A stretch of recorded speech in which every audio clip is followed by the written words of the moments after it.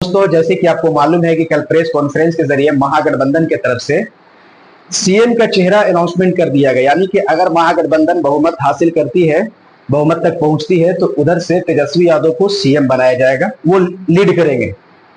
और जो पहला डिप्टी सीएम होंगे वो मुकेश सहनी होंगे। अब ये बात हमें हजम नहीं हो रहा कि पहला डिप्टी सीएम मुकेश सहनी कैसे होंगे।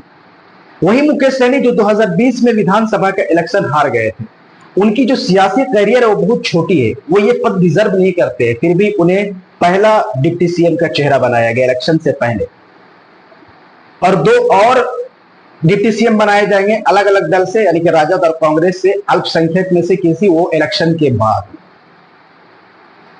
इलेक्शन से पहले अगर किसी के मुद्दे पे सबसे ज्यादा बात की जाती है और सबसे ज्यादा किसी के चर्चा होता है तो हम मुसलमानों की बात की जाती है, हम मुसलमानों के मुद्दे पे चर्चा की जाती है।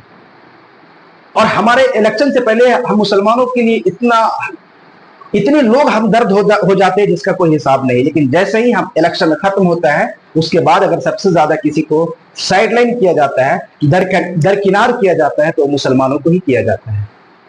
और उसी हाल पे मुसलमानों को छोड़ दिया जाता है जैसा वो पहले थे। क्योंकि मैं ये हकीकत है, मैं अपनी तरफ से नहीं बोल रहा हूं, आप देख लीजिए राज्यसभा और लोकसभा दोनों से जो मुसलमानों के खिलाफ बिल और नए नए कानून पास हो रहे हैं, चाहे वो ट्रिपल तलाक हो, चाहे वो सीए एनआरसी हो, चाहे वो वक्फ अमेंडमेंट बिल हो, लोकसभा तो समझ में आती है कि जो पार्टी जिसका ज्यादा है, वो किसकी तादाद ज्यादा है वो हमें मालूम है। लेकिन राज्यसभा में तो ऐसा नहीं है, फिर भी वहां से पास हो जाती है और हमें साइडलाइन कर दिया जाता है। और हमें 5 साल के लिए हमारे मुद्दों पर कोई बात करने के लिए नहीं होता है, हमारी सियासी आवाज बनने के लिए कोई तैयार नहीं होती है, हमारी सियासत तौर पे कोई आवाज उठाने वाला नहीं होता, कोई पार्टियां नहीं होती है।